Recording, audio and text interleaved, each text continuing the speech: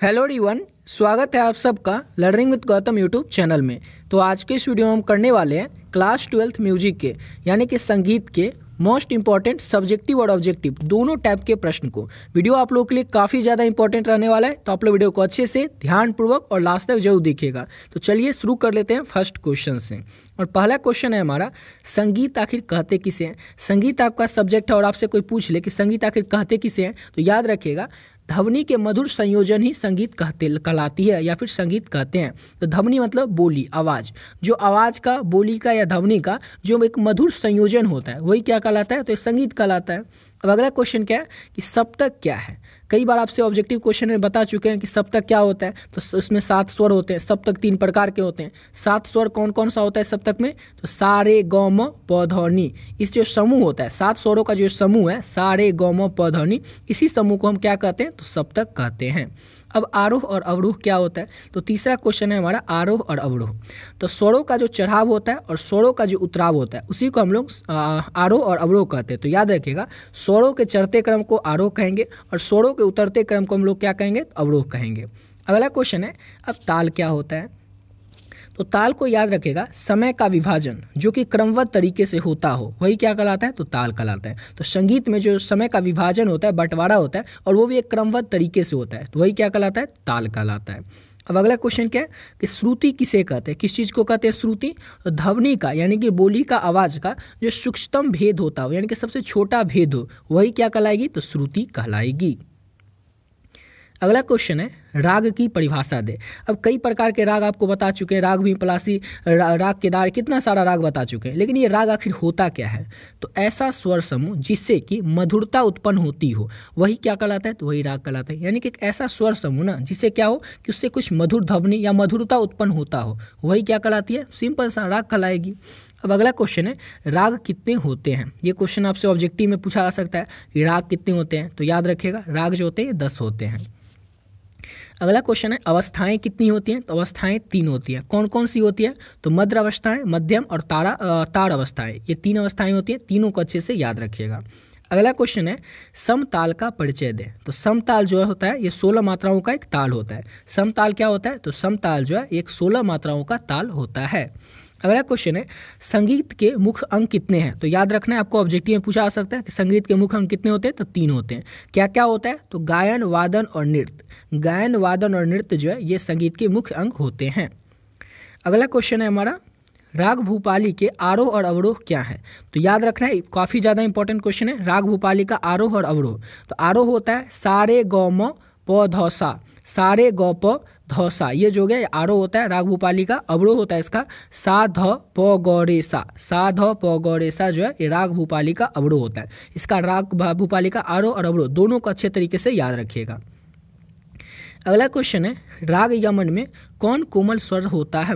राग यमन में याद रखना है कौन सा कोमल स्वर होता है, तो कोई भी कोमल स्वर राग यमन में होता ही नहीं है।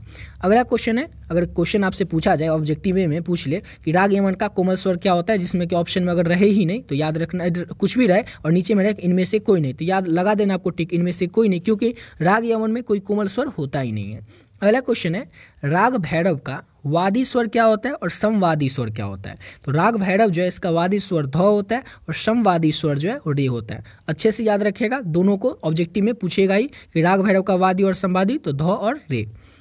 अगला क्वेश्चन है, 3 प्रकार के ताल का नाम बताइए। ताल तो कितने प्रकार के, लेकिन आपको 3 ही ताल का नाम बताना है। तो त्रिताल, एक ताल और झप ताल। ठीक है, याद रखिएगा झप ताल में 10 मात्राएं होती है, एक ताल में 12 मात्राएं होती है। अगला क्वेश्चन है, त्रिताल की मात्रा और बोल क्या है। तो याद रखना है त्रिताल में तो 16 मात्रा होती है। जैसे कि यहाँ पर आपको याद रखना है, यहाँ पर क्या क्या था, 3 प्रकार के ताल का नाम। त्रिताल में 16 मात्राएं, एक ताल में 12 मात्राएं 12 और झप ताल में 10 मात्राएं। तीनों को अच्छे से याद रखिएगा। तो इतना तो समझ गया कि त्रिताल में 16 मात्राएं होती है, लेकिन इसका बोल क्या होता है वो भी आपको बताना होगा। तो बोल इसका होता है धा धी धी धा, धा धी धी धा, ता ती ती ता, ता धी धी धा, ये जो हो गया ये त्रिताल का बोल होता है। और अगला क्वेश्चन है, विभाग और मात्रा में क्या अंतर है। तो ताल की हिस्सा जो होता है, ताल का एक हिस्सा जो होगा ना उसे हम लोग क्या कहते हैं, ताल के एक हिस्से को विभाग कहते हैं, जबकि समय को मापने की जो इकाई होती है उस इकाई को मात्रा कहते हैं। सिंपल सा है कि विभाग और मात्रा में आखिर अंतर क्या है, या फिर विभाग किसे कहते हैं या फिर मात्रा किसे कहते हैं। तो याद रखिएगा, ताल के जो हिस्से का विभाग होता है, ताल में जो एक हिस्सा होता है उसका जो विभाग होता है, बंटवारा होता है, उसी को हम लोग क्या कहते हैं, तो विभाग कहते हैं। जबकि समय को मापने की जो इकाई है, समय मापने, संगीत में जो समय मापने की इकाई होती है उसी को हम लोग मात्रा कहते हैं। अगला क्वेश्चन है, तानपुरा का महत्व क्या है। तो तानपुरा राग का आधार स्वर प्रदान करता है। तानपुरा का महत्व क्या है, तो तानपुरा राग का आधार है जो कि स्वर प्रदान करता है। अगला क्वेश्चन है, सितार कितने तारों का होता है। तो सामान्यतः सितार जो है 7 तारों का होता है। कितने तारों का, तो 7 तारों का। अगला क्वेश्चन है हमारा, और अगला क्वेश्चन करने से पहले आपको बताना चाहेंगे कि अगर अभी तक आप लोग म्यूजिक का जो इंपॉर्टेंट गेस्ट क्वेश्चन का पीडीएफ है आपके आने वाले एग्जाम के लिए, वो नहीं लिए तो आप लोग किस तरह से ले सकते हैं। ऑलरेडी बहुत सारे बच्चे इस पीडीएफ को ले चुके हैं और आप लोग वीडियो को देख भी रहे होंगे, तो आप लोग वीडियो को स्किप करके, जो भी बच्चे पहले से इस पीडीएफ को ले चुके हैं, वीडियो को थोड़ा स्किप करके थोड़ा आगे से देख लीजिएगा। जो भी बच्चे अभी तक इस पीडीएफ को नहीं लिए उनको जल्दी से बता दें कि इसमें आपको क्या क्या मिलेगा और इसको आप किस तरह से ले सकते हैं। इसमें मिलेगा आपको म्यूजिक के मोस्ट इंपॉर्टेंट 400 ऑब्जेक्टिव क्वेश्चन, यानी कि आपके म्यूजिक में जो भी आपको कुछ पढ़ना है, हर एक चैप्टर का जो भी इंपॉर्टेंट ऑब्जेक्टिव क्वेश्चन है वो मिला करके 400 ऑब्जेक्टिव क्वेश्चन इस पीडीएफ में आपको मिलेगा। और दूसरे पीडीएफ में मिलेगा आपको इंपॉर्टेंट सब्जेक्टिव क्वेश्चन। और अगर इसको अच्छे से कर लेते हैं आप लोग, इस ऑब्जेक्टिव क्वेश्चन को और सब्जेक्टिव क्वेश्चन को, तो आपके एग्जाम में जो भी प्रश्न आएंगे ना, उसका आपको 99% क्वेश्चन जो है इसी पीडीएफ से आपको देखने को मिल जाएगा। और इसके साथ साथ आपको मिल रहा है जो भी आपके म्यूजिक का जो एग्जाम हुआ है पिछले 11 साल में, उसमें जो भी प्रश्न पूछे गए ऑब्जेक्टिव क्वेश्चन, सारा का सारा प्रश्न आप लोगों को एक ही पीडीएफ में आंसर के साथ मिल जाएगा। और ये जो इतना सब कुछ मिल रहा है आपको, इसका प्राइस है केवल और केवल 30 रुपये, यानी कि 30 रुपीज़। इतना कम इसीलिए रखें ताकि हर एक बच्चा इसको ले सकेगा, एफर्ट कर सकेगा। ये नंबर है 7903820891। इस नंबर पे आप लोगों को क्या करना है, 30 रुपये पे कर देना है, और पे करके इसी नंबर से जो व्हाट्सएप है उस व्हाट्सएप पे आपको स्क्रीनशॉट को भेज देना है।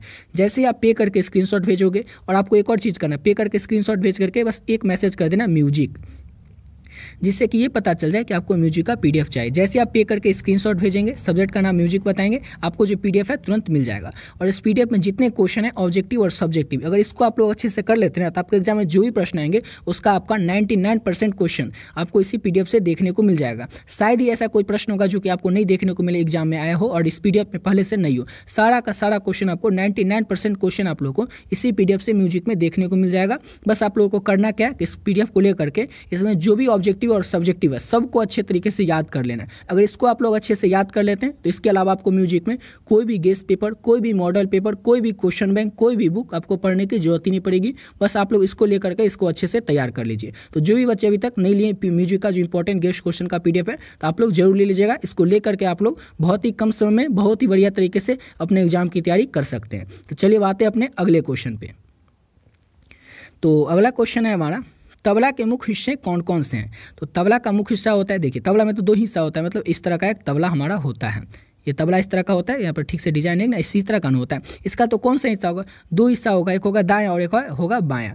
तो तबला का जो दायां हिस्सा होता है वो छोटा तबला होता है, और बायां हिस्सा जो होता है उसमें बड़ा तबला होता है। बस 2 हिस्से होते हैं। हारमोनियम में कितनी सरगम होती है। तो हारमोनियम में जो है 3 होती है, 3 सप्तक होते हैं, मंद्र, मध्यम और तार। अगला क्वेश्चन है, ध्रुपद गायकी क्या है। तो प्राचीन शास्त्रीय शैली जो गंभीर और स्थिर होती है वही है ध्रुपद गायकी शैली। सिंपल सा क्वेश्चन है कि ध्रुपद गायकी क्या है। तो प्राचीन शास्त्रीय गायन शैली जो गंभीर और स्थिर होती है वही होती है ध्रुपद गायकी। समझ गए। अगला क्वेश्चन है, ठुमरी किसे कहते हैं। तो हल्की फुल्की शास्त्रीय संगीत शैली को ही हम लोग ठुमरी कहते हैं। जो हल्की फुल्की शास्त्रीय संगीत होती है ना, उसी को हम लोग ठुमरी कहते हैं। अगला क्वेश्चन है, संगीत का आखिर उद्भव हुआ कहाँ से है। तो संगीत का जो उद्भव है वो हमारे भारत से ही हुआ है। और एक और चीज़ आपको याद रखना है, अगर आपसे पूछ ले कि संगीत का जो सबसे पहले हमें जो संगीत का जो मिलता है हमें पहचान किस वेद से मिलता है, तो याद रखना है सामवेद से संगीत के बारे में हमें ज्ञान मिलता है। पहचान सबसे पहले वहीं से संगीत में वेद से ही मिलता है, और वेद का नाम है सामवेद। पता ही होगा 4 वेद है, 4 वेद में से संगीत के बारे में जो हमें पता चलता है वो सामवेद से पता चलता है।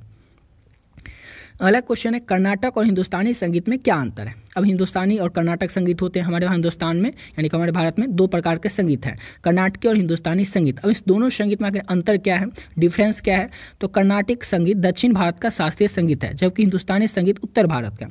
जो हमारा दक्षिण भारत है वहाँ पर कर्नाटक संगीत होता है, यानी जो कि, और हमारा जो उत्तर भारत है वहाँ पर हिंदुस्तानी संगीत होता है। यही होता है अंतर मेन कर्नाटक और हिंदुस्तानी संगीत में। अगला क्वेश्चन है, संगीत के 3 प्रकार कौन कौन से हैं। तो शास्त्रीय, उपशास्त्रीय और लोकगीत। ये जो 3 है ये संगीत के 3 प्रकार हैं। तीनों को अच्छे से याद रखिएगा। राग के प्रकार कौन कौन से होते हैं, तो औंडव राग होता है, सांडव होता है, संपूर्ण होता है, ये सब राग के प्रकार हैं। अगला क्वेश्चन है गांधार स्वर को अंग्रेजी में क्या कहते हैं, तो इस तरह से इसको डोनेट किया जाता है, लिखा जाता है जी के द्वारा। अगला क्वेश्चन है सात स्वर किसे कहते हैं, तो जो अस्थाई स्वर होता है ना उसी को हम लोग क्या कहते हैं, सात स्वर कहते हैं। अगला क्वेश्चन है ताल और लय में क्या अंतर है, तो ताल का माप, ताल जो है वो माप है और लय जो है वो गति है। ताल और लय में यही अंतर है कि ताल मात्रा का माप है और लय गति का। याद रखिएगा ताल और लय में क्या अंतर है, तो ताल मात्रा का माप होता है जबकि लय गति का। और संगीत के जो सात स्वर होते हैं सबको पता होगा, संगीत में सात स्वर होते हैं। तो सात स्वर कौन कौन से होते हैं, तो अच्छे से याद रखिएगा सारे ग म प ध नि, सारे ग म प ध नि, ये जो है संगीत के सात स्वरों के नाम है, अच्छे से याद रखिएगा। अगला क्वेश्चन है गायन में किस स्वर का महत्व सबसे अधिक होता है, तो सात स्वर जो है इसका सबसे अधिक महत्व होता है गायन में, इसको याद रखिएगा सा को। अगला क्वेश्चन है कोमल और तीव्र स्वर का नाम बताइए, तो कोमल स्वर क्या होता है, तो कोमल होता है रे ग ध नि, और तीव्र स्वर क्या होता है, तो म होता है। कोमल और तीव्र स्वर का नाम याद रखिएगा, कोमल क्या होता है, तो रे ग ध नि, और तीव्र होता है म। एक प्रमुख वाद्य यंत्र का नाम बताइए, फिर उदाहरण दे, तो सितार, सितार जो है एक वाद्य यंत्र है, वाद्य यंत्र जिसको बजाया जाता है वही होता है वाद्य यंत्र। अगला क्वेश्चन है संगीत शिक्षा का उद्देश्य क्या है, तो संगीत में राग, ताल और भाव को समझ की विकसित करना। संगीत शिक्षा का उद्देश्य है संगीत में राग, ताल और जो भाव होता है इसकी समझ विकसित करना, यही होता है संगीत शिक्षा का उद्देश्य। संगीत में लयकारी क्या होता है, तो स्वर और ताल के सामंजस्य का प्रदर्शन होता है संगीत में लयकारी। अगला क्वेश्चन है राग मड़वा में किस प्रकार का मध्यम प्रयोग होता है, तो राग मड़वा जो होता है इसमें त्रिव मध्यम का प्रयोग किया जाता है। किसका प्रयोग किया जाता है राग मड़वा में, तो राग मड़वा में त्रिव मध्यम का प्रयोग किया जाता है। अगला क्वेश्चन है तंत्री वाद्य यंत्र कौन कौन से हैं, तो जो हमारा सितार, सरोद, वीणा, ये सब जो होता है ना ये सब तंत्री वाद्य के अंतर्गत आते हैं, तंत्री वाद्य यंत्र के अंतर्गत आते हैं। अब आपसे एग्जाम में पूछ लेगा कि सितार जो है ये किस वाद्य यंत्र के अंतर्गत आता है, और चार ऑप्शन रहेगा, उसमें रहेगा तंत्री, तंतु, अवनद, इस तरह से सभी वाद्य यंत्र का नाम रहेगा, इस तरह से सभी वाद्य का नाम रहेगा। तो आप लोग याद रखिएगा जैसे कि सितार हुआ, सरोद हुआ, वीणा हुआ, ये सब तंत्री वाद्य यंत्र के अंतर्गत आते हैं। अगला क्वेश्चन है धमार ताल कितनी मात्राओं का होता है, तो अच्छे से याद रखना आपको, इंपॉर्टेंट क्वेश्चन भी है, कई बार पूछा भी जा चुका है कि धमार ताल कितनी मात्राओं का होता है, तो 14 मात्राओं का होता है। अगला क्वेश्चन है ख्याल गायकी किस युग में विकसित हुई थी, तो ख्याल गायकी जो थी ये मुगल काल में, जिस समय मुगल थे उसी के समय में ख्याल गायकी जो है इसका विकास हुआ था, यह विकसित हुई थी। अगला क्वेश्चन है भारतीय संगीत के जनक कौन माने जाते हैं, तो जो हमारे भरत मुनि हैं ये भारतीय संगीत के जनक माने जाते हैं। और संगीत की उत्पत्ति आपको याद रखना है भारत से हुई है, और वेद में याद रखना है सामवेद से। ठीक है, इसी के साथ वीडियो पे कंप्लीट करते हैं। आशा करता हूँ आप लोग को वीडियो अच्छा लगा होगा। और ऊपर जो आपको PDF बताएं, इस PDF को जो भी बच्चे अभी तक नहीं लिए केवल और केवल आप लोग 30 रुपये पे करके इस PDF को ले सकते हैं। और इसमें जितने क्वेश्चन है ऑब्जेक्टिव और सब्जेक्टिव, अगर इसको अच्छे से आप कर लिए ना तो इसके अलावा आपको कुछ भी करने की जरूरत ही नहीं पड़ेगी, इसी में से सारा प्रश्न आपको एग्जाम में देखने को मिल जाएगा। ठीक है, तो जो भी बच्चे अभी तक इस PDF को नहीं लिए इसको जरूर ले लीजिएगा। तो मिलते हैं नेक्स्ट वीडियो में नए वीडियो के साथ।